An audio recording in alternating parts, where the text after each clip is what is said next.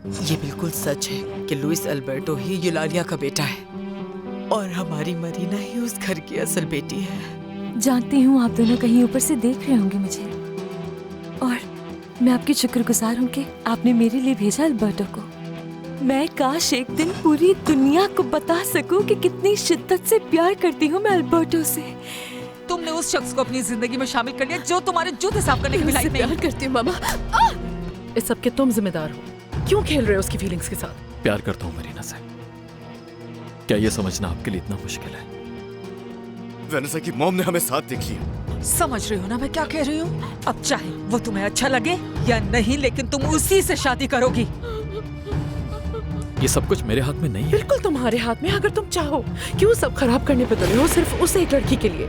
जो करना है करो, बस ये काम हो जाना चाहिए। लेकिन याद रहे कि मुझे हारना बिल्कुल पसंद नहीं और ना हारने वाला। पर मैं अब अपने हाथ गंदे नहीं करूंगा। मिस्टर लुइस खुद इस कहानी को अख्ताम तक पहुंचाएंगे। कैसे समझूं इसे